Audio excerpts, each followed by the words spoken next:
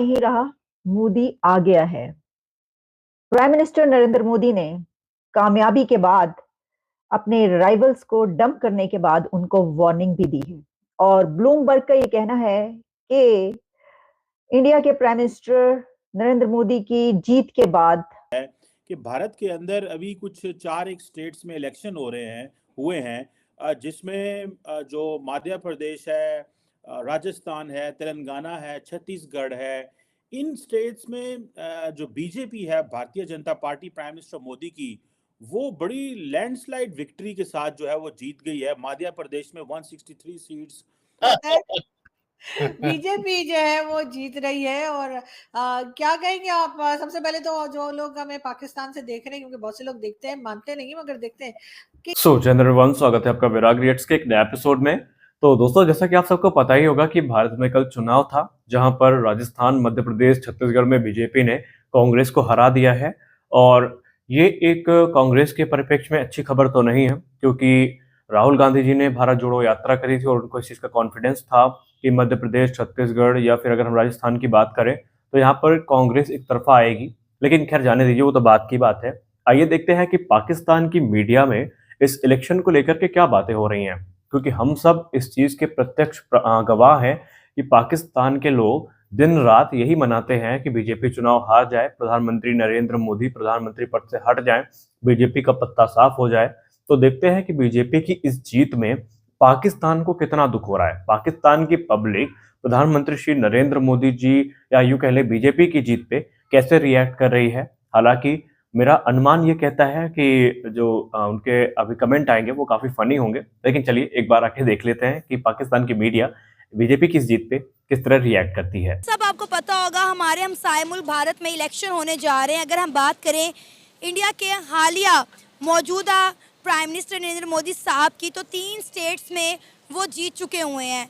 भारी अक्सरियत से वोट उनके हक में है। कहा जा रहा है कि अगला टेन्योर भी उनका होगा। अगर हम मुआवजा करें इंडिया और पाकिस्तान का, तो नरेंद्र मोदी अपना तीसरा टेन्योर पूरा करने जा रहे हैं। मतलब 2 टेन्योर ख़त्म होने लगे हैं, तीसरा वो शुरू करने जा रहे हैं। उसके बाद अगर हम बात करें पाकिस्तान की, तो पाकिस्तान में कोई एक भी हमारा लीडर ऐसा नहीं है जिसने 5 साल अपना टेन्योर पूरा किया हो। होगा भी नहीं मैंने कहा। उसकी बेसिक वजह ये है कि इंडिया में अब तक मेरा ख्याल जो है ना, तकरीबन 16 बार जो है ना वो प्राइम मिनिस्टर चेंज हुआ है। इतना बड़ा मुल्क और 16 बार उसके प्राइम मिनिस्टर चेंज हुए।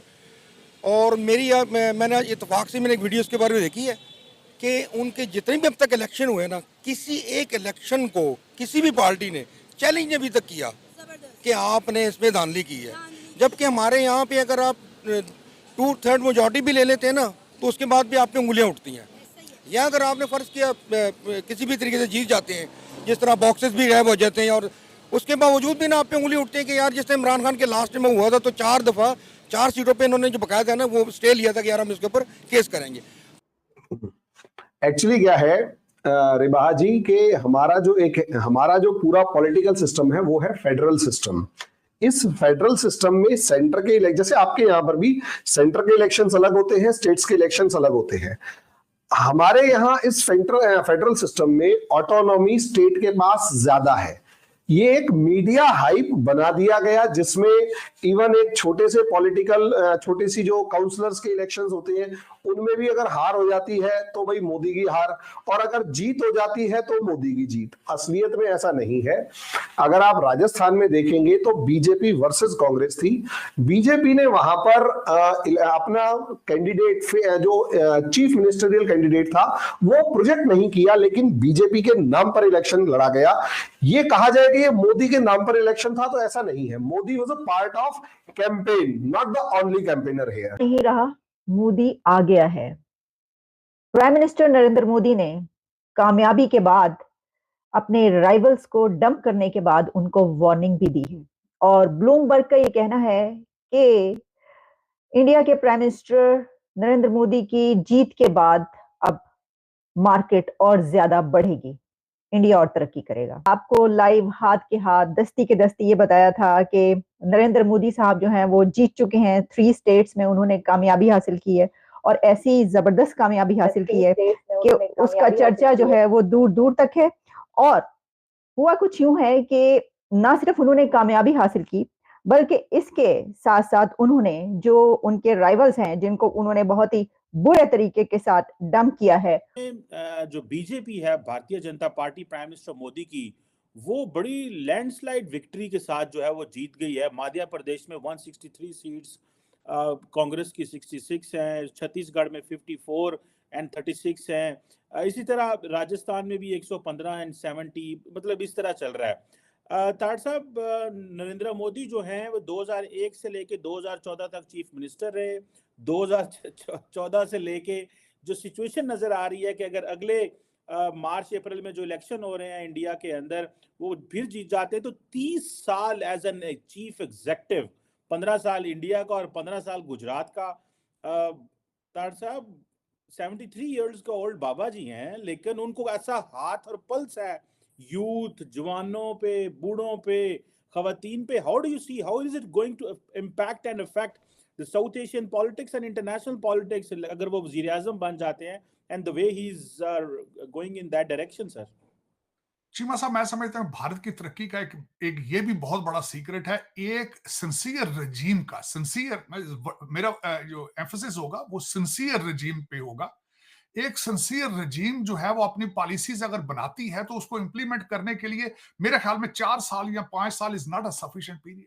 एक फिलॉसफी, एक आइडियोलॉजी, उसको इन्फोर्स करने के लिए एक लंबा पीरियड दरकार होता है। और यही मैं समझता हूं कि भारत की एक तरक्की का सीक्रेट भी यही है कि मोदी साहब जैसा उनको एक लीडर जो नेशनलिस्ट है, उन्होंने उनको लीड किया और आगे भी मजीद लीड कर रहे हैं।